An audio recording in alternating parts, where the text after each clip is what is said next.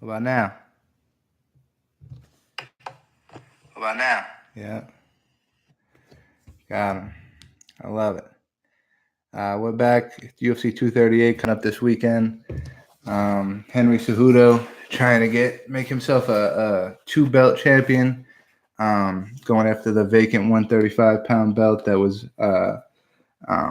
vacated by TJ Dillashaw, who he just beat for the 125-pound belt. It's a great card, top to bottom, from the first fight of the night, which is Caitlin Chikadian and Joanne Calderwood, to the last fight, which is Henry Cejudo and Marlon Moraes. We'll jump right into it. We're going to predict the main card here.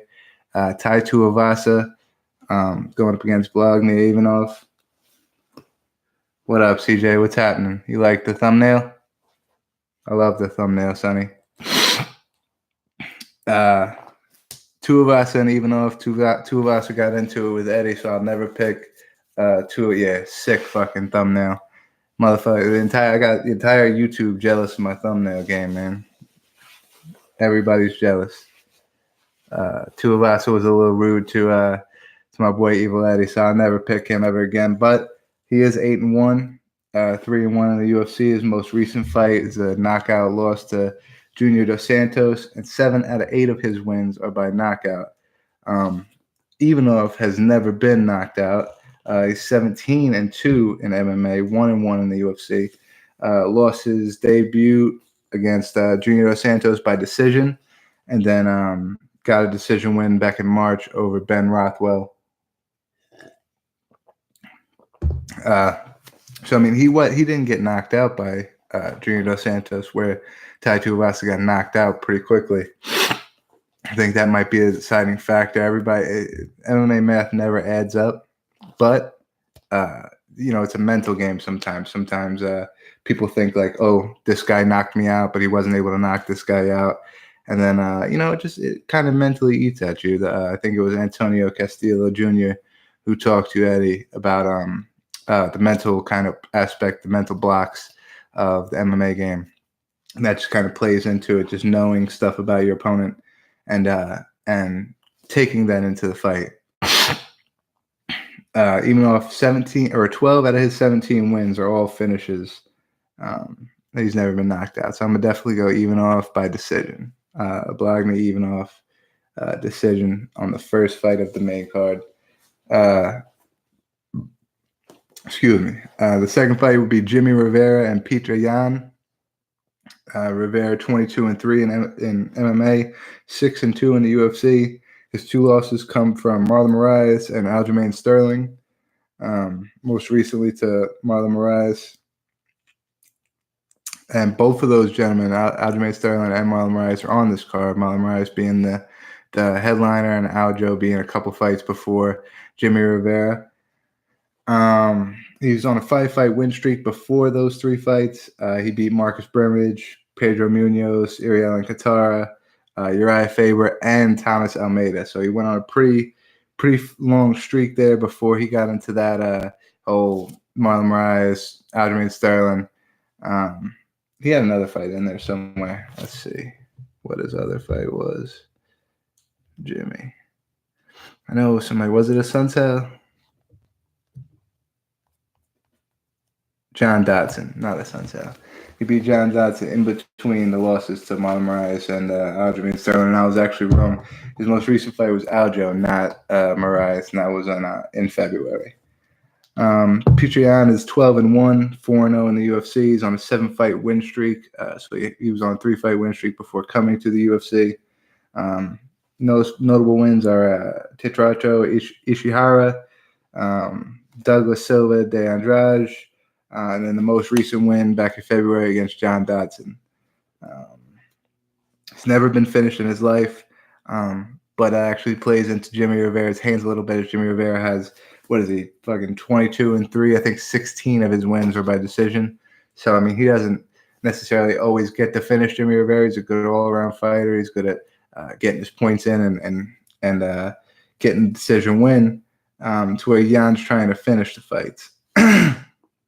Rivera has been knocked out, so it's not far-fetched to see Petr Yan getting a knockout there, but I just think that experience and the style of fighting that they have, Yan has to definitely keep a lot of stamina for the later rounds, because if it goes Rivera's way, it will go all 3 rounds.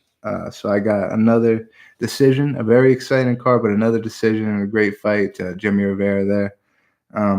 Third fight on the main card, because there's only 5-fight main card there, is going to be the People's main event, the People's main event, number 1 contender spot for the winner of Dustin Poirier and Khabib. That will be happening in September in Abu Dhabi. Tony Ferguson, Donald Cerrone. Ferguson's 24-3 in MMA, 14-1 in the UFC. His only UFC loss was a decision to Michael Johnson. He has notable wins over Edson Barboza, Rafael dos Anjos, Kevin Lee, and then most recently Anthony Pettis. 19 out of his 24 wins are by finish. He's a great submission specialist. He's great at finishing off his back. We've seen that with the Kevin Lee fight. Kevin Lee is a dominant wrestler, was able to take Tony Ferguson down. Ferguson wasn't really too worried about it. He ate him up with the elbows from the bottom, and then ended up submitting him from the bottom. So he's a great submission fighter off his back. Don Cerrone is doing great now, coming back to 155. He's on a 3-fight winning streak that includes Mike Perry, Anthony Hernandez, and Alan Quinta most recently, which was a great fight. Alan Quinta said it was probably the most painful fight of his life. Don Cerrone inflicted a lot of pain on Alan Quinta, and I got a lot of respect for Alan Quinta. So Don Cerrone is obviously turning the corner, wants to go for a title shot. Called for a title shot. They gave him Tony Ferguson. Next best thing, he took it. He's been under the Zuffa banner since 2007. Zuffa banner means WEC, Pride, UFC. He only competed in WEC and the UFC. So he's in WEC since 2007. That's 12 years he's been under these guys, these owners. He has notable wins over Barboza, just like Ferguson, Eddie Alvarez, Matt Brown, Alex Oliveira, and of course we just went over Mike Perry, Anthony Hernandez, Alan Quinta. That's a hard fight. It's probably the hardest fight on the entire card to predict. But I made a prediction a long time ago. I said the only people that are going to beat Tony Ferguson is maybe Khabib. That's the only tough fight I think he has in the 155-pound division. I think he's going to prove that with Donald Cerrone. Donald Cerrone's turning the corner. He's doing a lot better at this point in his career, but I still think that Tony Ferguson is going to be able to get some kind of maybe I think it might be a submission. I think Donald Cerrone might be getting ate up on the feet. He might shoot for a takedown. Tony Ferguson may allow him to get the takedown just so he could work some kind of submission game off his back, just like he did with the Kevin Lee fight. So I'm going to call Tony Ferguson by 3rd round submission. It's going to be getting into the later round. It's going to be one of those somebody has to finish the fight type of situations. And that's going to result in the submission victory for Tony Ferguson.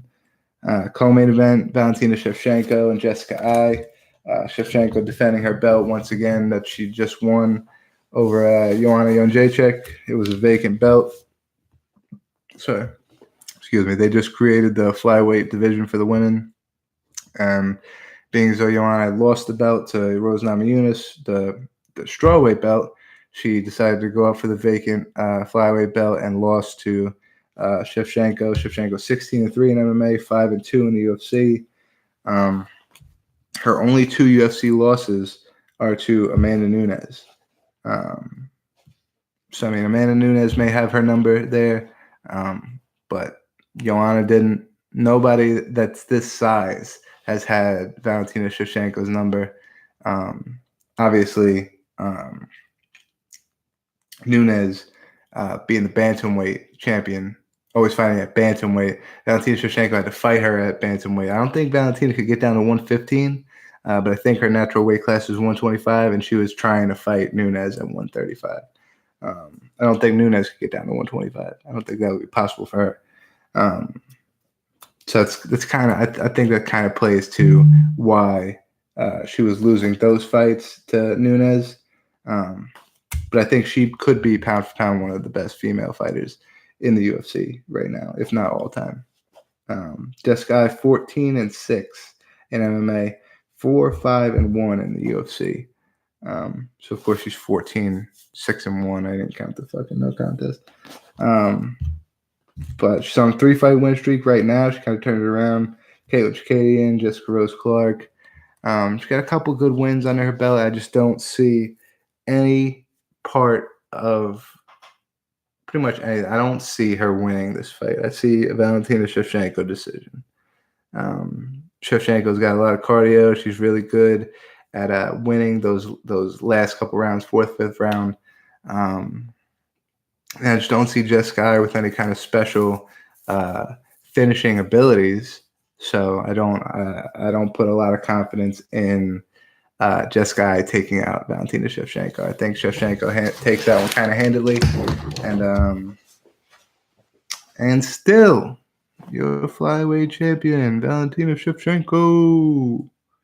And it brings us to the main event: Henry Cejudo, Marlon Moraes. Cejudo, obviously, we talked about his story with winning the 120. All right, we'll go over it. He beat Wilson Hayes and Sergio Pettis. Then they gave him Demetrius Johnson again for the 125-pound title. He shocked the world, beat Demetrius Johnson. His next fight, he defended his 125-pound belt against the 135-pound champion, TJ Dillashaw. He beat Dillashaw. Dillashaw pops for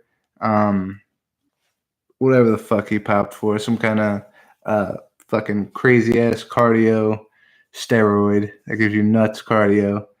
Cejudo still beat him, so kept his 125-pound title, challenged Dillashaw after that for his 35-pound title.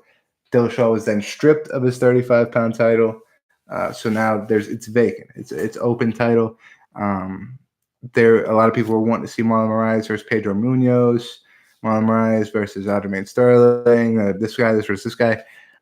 Since Cejudo called for the fight against Dillashaw, I think it was kind of fresh in Dana White's mind, and that's why Dana White allowed Cejudo to challenge for this vacant 135-pound title, give him a chance to become a double champ.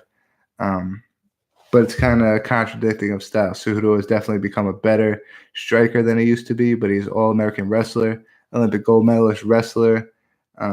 And Marlon Moraes obviously is a crazy stand-up fighter. He's on a 4-fight win streak right now. He lost his UFC debut to Sun Tzu. Since then, he beat John Dodson, Aljo, Jimmy Rivera, and then in February, he got his win back against Rafael Sun Tzu. He's 22-5 in MMA. 16 out of his 22 wins are finishes. So IMO, he's going to get the job done. Marlon Moraes, I'm going to call it a second-round knockout. I think the first round, Cejudo is able to land a takedown, maybe hold him down for a little bit. I do think that Moraes will be able to get back up. And I think that in the first round, he'll be able to get back up and do a little stand-up. And then the second round, he's going to change his game plan completely, come out, and he's going to get the knockout win in the second round. Marlon Moraes, I'm going to take by knockout. And that one's good. Both or either one would be and new. But I think we're going to hear Marlon Moraes' name checked instead of Cejudo. And that's kind of sad, you know. Cejudo's a good guy. He's just really cringeworthy. I don't want to see him win a second title. He's going to be way out of his fucking mind with confidence. And that's the type of guy you don't want. Like Khabib. If Khabib had confidence right now, I'm down. Like, he's the most dominant sambo wrestling, grappling fighter probably the UFC's ever seen. If he gets you on the ground, you are not getting back up. I feel it's okay for him to be cocky, but Cejudo is just like, maybe it's because of my size. Maybe my size, I don't like when people smaller than me are cocky. You know, like Henry Cejudo probably, like, when he gets his heaviest, probably like 160 maybe. 160, 170 maybe. You know what I mean? Khabib probably gets up to like my weight, 205, when he's his biggest. You know what I mean?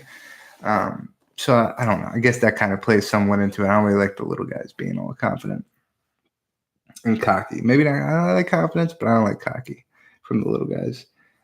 Like I said earlier, stacked card. Tatiana Schwartz versus Nina Antonov. Antonov is Amanda Nunes' wife, and that will be a number one contender slot for Shevchenko and I's flyweight title. That was the number one contender. It was kind of up in the air whether Tatiana Schwartz or Jessica Ai was going to get the title shot. Jessica Ai gets it, so they obviously give Tatiana Schwartz Nina Antonov, which is the number one contender fight. I like that fight there. I don't think Schwartz is ever going to lose. I think once she beats Antonov, she will get to the title, and then Shevchenko is going to have a long fucking night dealing with that wrestling. Like I stated earlier, Aljamain Sterling and Pedro Munoz will be fighting each other. Karolina Kowalkiewicz and Alexa Grasso. Ricardo Lamas, Kelvin Qatar. Chikadi and Joanna Calderwood, Avon Lewis, and Darren Stewart. And Xian Yan and Angela Hill. Angela Hill a lot more active this year than she was in previous years. I think that's what she's wanting to do, get back in the win column, get more wins more frequently. I agree with it, man. I like this card. This is a deep card. We got 5-fight main card. 1, 2, 3, 4, 5, 6. 1, 2, 3, 4, 5, 6, 7 fight on the prelims. So 12-fight card. I think there was more fights in that. I think I'm wrong. I gotta look now, because I think they said there was 13. And now it's about Eddie Wineland, maybe. Eddie Wineland, Gregor Popov. Not sure, but I think that might be on the card. So 13-fight card, that'd be kind of sick. And I think they said it was it bantamweight? Yeah, they have 3 bantamweight fights and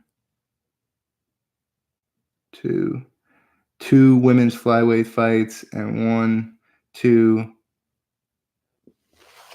3 women's strawweight fights. So I was wrong, actually. Tatiana Schwartz I was wrong about the number one contender slot, because Tatiana Schwartz and Nina Antonov are fighting in strawweight, and the Shevchenko fights for a women's flyweight title. So I was a little wrong. Maybe Chikadi and Calderwood are looking to see who could maybe get a number one contender slot. You never know. But definitely not Schwartz. Schwartz and Antonov are in the same weight classes, Kowalkiewicz and Grasso, which is why I got confused, because these women, the smaller women could fight 125, 115. The bigger women could fight 135, 125. Then you got the 145 weight class now. So, I mean, Nunes and Cyborg, they're all mixing weight classes up there with 135, 145. No, Cyborg can't make 135. But, with the women, I think all women can make just about 2 weight classes, whether it's 45, 35, 35, 25, 25, 15, whatever the case is. They can all make 2 weight classes. So I think that's why I get so confused with no more contender slots and things like that. They're going to skip a week after this. Cowboy's going to pull off the upset. I don't agree. I like Cowboy. I think it would be sweet if he did get the win, but I don't think he is going to end up getting a win there against Tony Ferguson. I think Ferguson's too strong, and his cardio's too good. His submission game's too good. Striking's way too good. I don't see any way the Cowboy could be going to exploit a weakness of Tony Ferguson, which is why I picked Cowboy. But skipping a week next week, there's no events on the UFC for the week of the 15th.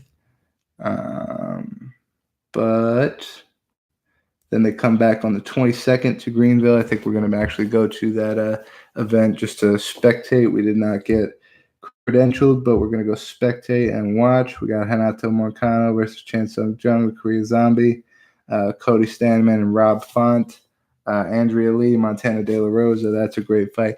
I think Montana De La Rosa could be a number one contender for the Shevchenko.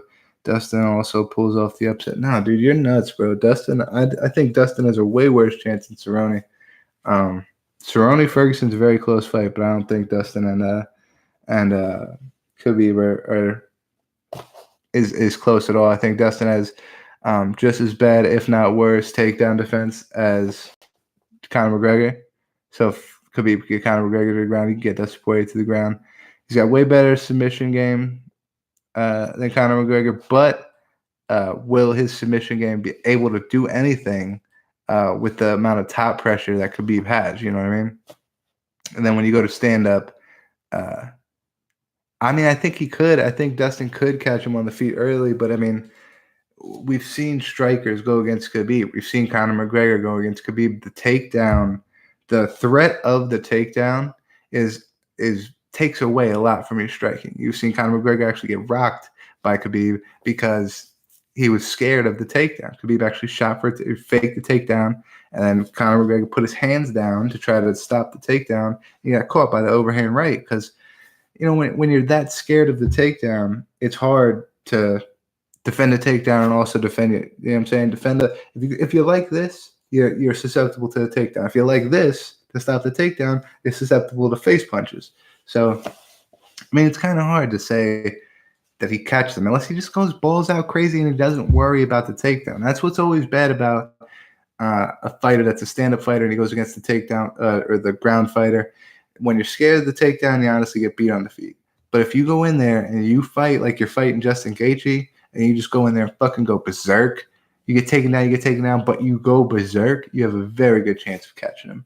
But is he going to want to go berserk or is he going to want to fight smart? If you want to fight smart, you're going to be looking for that takedown. You're not going to have as much chance to land those punches, you know?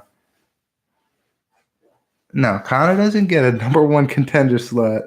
Dude, the Tony Ferguson fight, Tony Ferguson was an interim champ before. He's the number one contender. They shaft him. They give Dustin Poirier interim champ.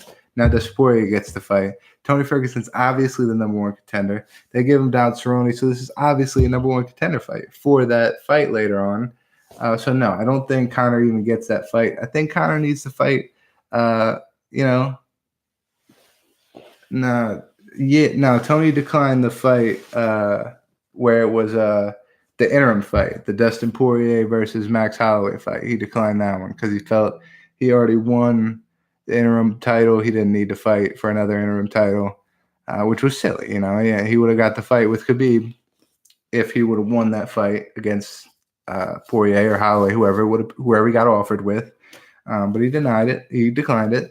So they gave him Cerrone, but they gave him Cerrone with the idea that this is also another number one contender spot. So I think he fights. I think he's going to beat Cerrone, and then I think he fights the winner of Khabib and Poirier. Maybe.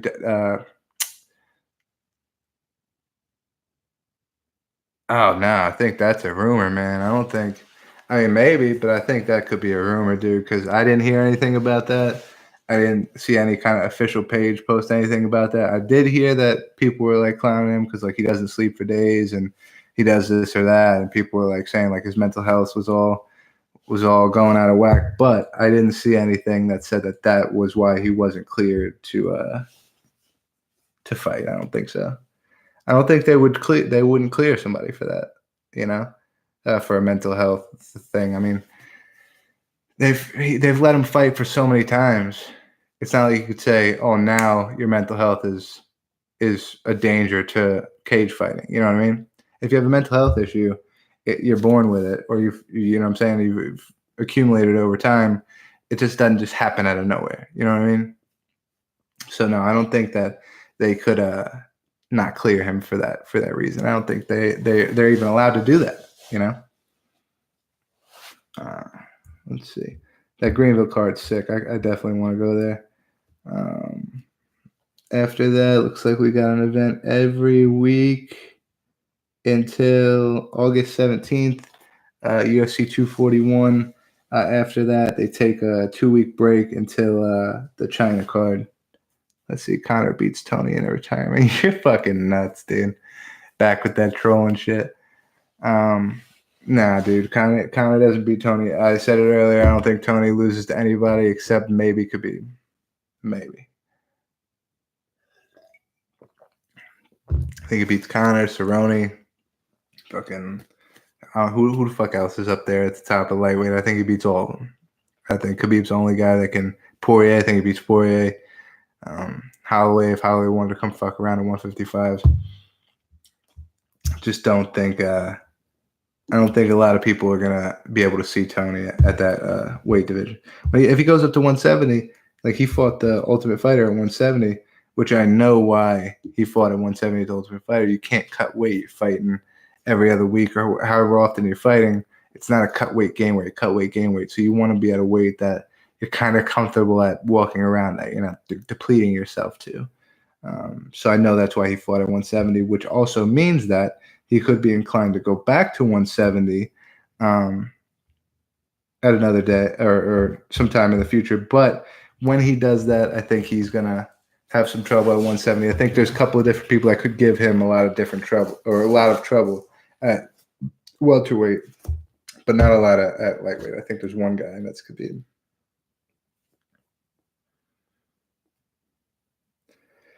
That's hard to say too, man, because I think Tony has evolved a lot, and I think you're right by saying that, because you're saying that Tony has evolved a lot. But I also think that I've been paying attention to Tony Ferguson for a long time, since before his Lando Venata fight, and I think that I've been saying it for. I think after the Lando Venata fight, I think that's when I said there's nobody that's gonna come close to this guy except for Khabib. Right after the Lando Venata fight, so it was that early where I seen the talent level in Tony Ferguson. So it's hard to say whether he wouldn't have or would. And by the way, they were slated to fight like 4 or 5 times, not just once or twice. Like literally 4 or 5 different times, dating back to like 2015 or some shit like that, 2014. So like when they were both like up and comers, not even top 10, you know. So who knows what could have happened at those points? But right now we have the best version of that fight. Yeah, that was a little while ago. I don't think that one's tough, because at that point, what was that, right before Ferguson fought Ferguson. That was before Ferguson fought RDA, right? Right before RDA was the guy that came into that fight on short notice.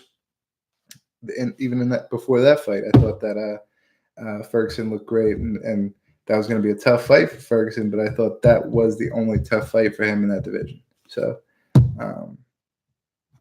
it's hard to say he would have or wouldn't have lost or won or whatever. But I do think that this is the best version of this fight. Khabib versus Tony right now, 2019, 2020, whenever it happens, is going to be the best version of that fight that we're ever going to get. So I think it's kind of like fate that the fight kept falling through weight cut issues, injury this, injury that, whatever. I think it's all worth it. I think the fight gods did this for a reason. Khabib mops him now. You're out of your mind, dude. You're out of your mind. Dustin Poirier is good at submission. He's a great submission fighter, but he's not nearly as good as Tony Ferguson off his back.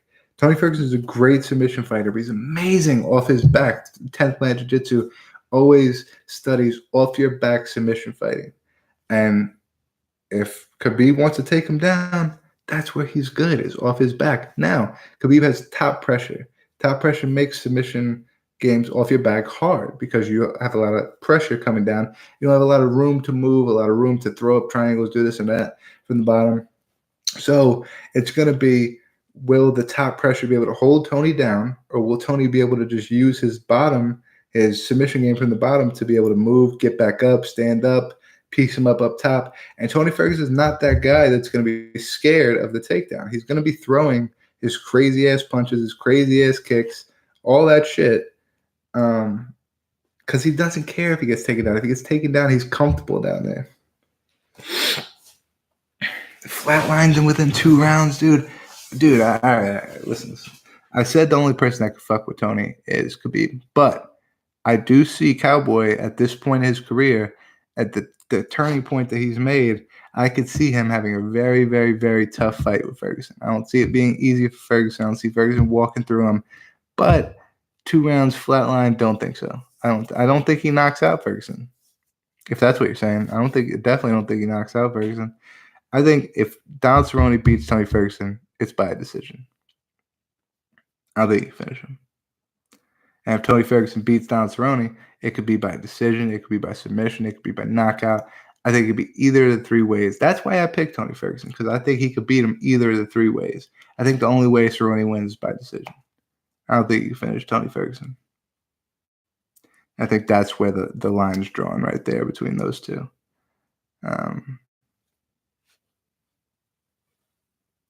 We don't, but you say momentum, but Tony Ferguson's on a longer winning streak right now than Don Cerrone. Don Cerrone's fought more recently. So, I mean, it's one of those, what do you mean by momentum? You know what I mean? Because Cerrone's on a 3-fight win streak. Ferguson's on a 1, 2, 3, 4, 5, 6, 7, 8, 9, 10, 11 fight win streak that dates back to 2012. He hasn't lost since 2012. That's momentum right there. You know what I mean? Yes, he hasn't fought since October, and Cerrone's fought this year. But dude, I mean, and the time before he fought in October of 2018, he fought in October of 2017. So I mean, he's fought once a year in 2017, once a year in 2018, only twice in 2016. You know, so he's not as active. He definitely hasn't fought recently, but he's on like a fucking 11-fight win streak, man. You can't say he doesn't have momentum. Hasn't lost a mixed martial arts fight since 2012. And 1, 2, 3, 4, 5, 6, 7, 8 out of his 11 fights on his win streak are all finishes. So I mean, yeah, it just depends on what you're saying by momentum. Hey, Ann, how you doing? It depends on what you mean by momentum. Cowboy has been fighting a lot more recently, but he's only on a 3-fight win streak, whereas Tony's on an 11-fight win streak. And if you define momentum as wins coming into the fight, Tony definitely has it. But if you define it as who's fought more recently, then it's Cowboy. Is he the bigger man? I think my name is Mike. It's all good. I don't think either one of them is going to be. Let me check this height size. I think as far as like body mass sizes, I think they'll be around the same because both of them can fight at 170. 5'11" is Ferguson. Cerrone is 6'1". So Cerrone's got like 2 inches. Yeah, Cerrone's got about 2 inches on him. So I think, but Cerrone's always been like a skinnier guy. Ferguson's always kind of like filled out his 5'11". Never looked too skinny at the weigh-ins. Ferguson never looked too big during fight day, where we've seen Cerrone look like a fucking skeleton on the weigh-in days for 155. So it's kind of hard. It's kind of hard to decide. Yeah, this one with Cowboy too. I mean, I don't know. I told Greg, man, it's gonna be a tough fight. It's gonna be a war back and forth. I give Cowboy a chance, but just off a straight bias, calling it like 4 years ago. I don't think Ferguson loses. I said to Greg, I don't think he loses to anybody except maybe Khabib. I think it's going to be his hardest fight, and Cerrone's good, man. I like Cerrone. So Cerrone's coming around the corner here. When he come back down to 155, he's looked great. He's an older guy. He's trying to make a run at it. Undefeated as a father. I mean, that's something to say too. I mean, he's got his kid there. His kid's watching. Kid never seen him lose. That could be something there. But Tony Ferguson's got kids too, man. And Tony Ferguson's a nut job. So Tony Ferguson don't give a fuck about none of that shit. He don't care about you got a kid. You're undefeated with a kid. You're this. You're that. He don't care, man. He's a nut job. You know what I mean? I don't know. It's going to be tough to beat Tony Ferguson. I think it might factor in, but you got to think of all the problems people go through on a day-to-day basis as far as fighters. I mean, just think about us as people, non-fighters. Think about how many problems we go through on a day-to-day basis, whether it's your work guys, this guy's mean to you, you get upset, you want to fight this guy.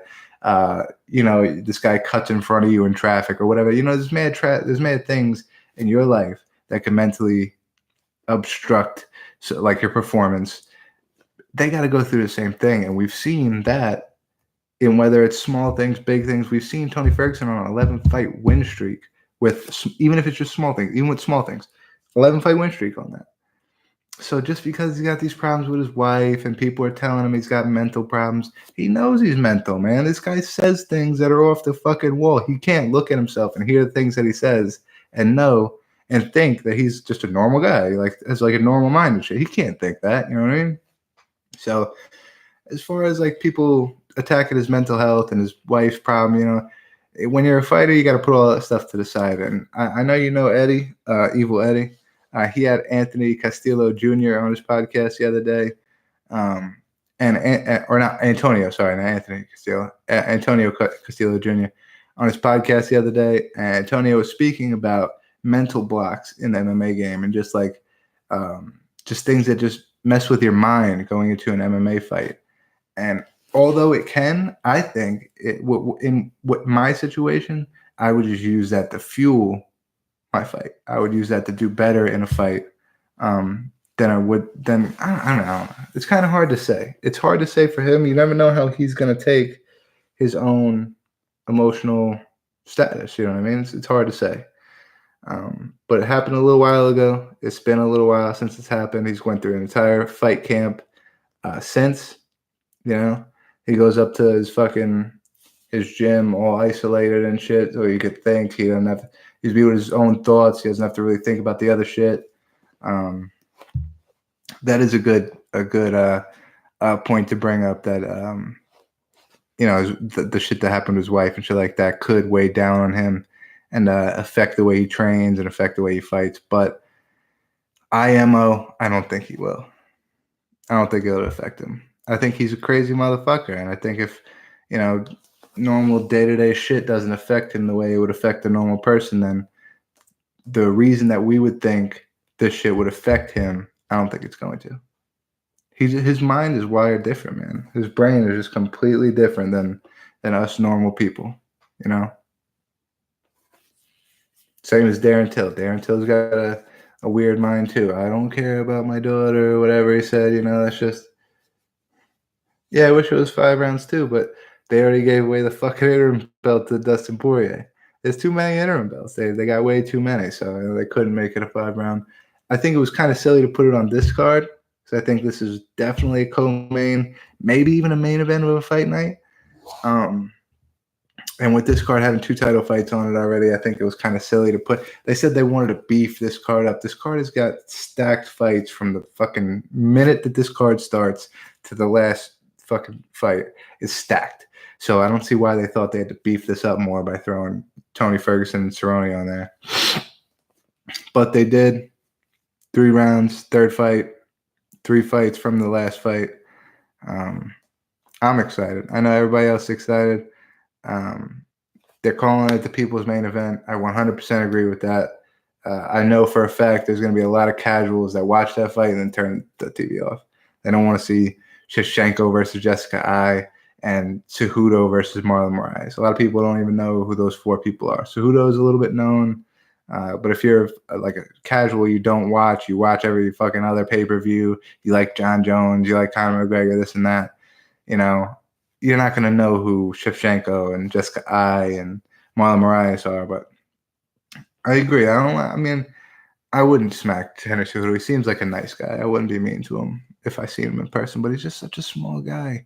And he's so cocky to be such a small guy. I don't get it. I really don't. If I was that small, I wouldn't walk around like that. I mean, if I was an Olympic gold medalist, you know, that beat Demetrius Johnson and shit like that, you got to have a little bit of swag to you, but still. Casuals are weird that way, man. It's tough to see. I'll be watching the card from the first fight, whether it's Eddie Wineland or it's Caitlin Chikadian. As soon as that fight card starts, I will be in front of the computer, in front of the TV, wherever it's at. I'll be watching it without a doubt. Just because from top to bottom, I think this is the best card of the year. It's hard to say. 241's looking promising. 241's got a couple. A different good fight. Let me look at Stipe Miocic and Daniel Cormier running it back. Nate Diaz and Anthony Pettis.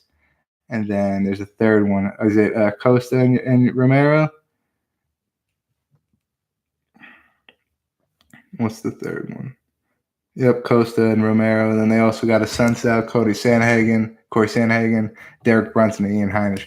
So that's working on being another stacked card. I could see that being another card of the year, maybe. But as for right now, from 238 previous, 238 is going to kill it. Just on paper, it's going to completely kill the rest of the year for the UFC. That being said, we will be doing a fight companion this Saturday.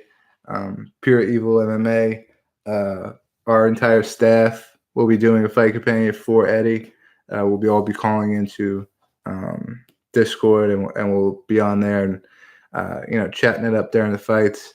I'll have my shit rolling, my YouTube rolling, and then we'll be watching the fights this weekend. It's a good year to be an MMA fan. Good cards. Yeah, man. I mean, I've seen a couple people dissing PFL. PFL is like on its way up, man. I love the PFL. Every single PFL card there is exciting. Like there's nothing else. I have no idea. I like the PFL. Bellator is decent. ONE FC is kind of good. I don't like that those always be on at a weird time or whatever. I like catching Allen fights. Cards. Yeah, PFL. I just covered PFL. I got the thing right there. I just covered PFL, the lightweights and the featherweights. It was amazing.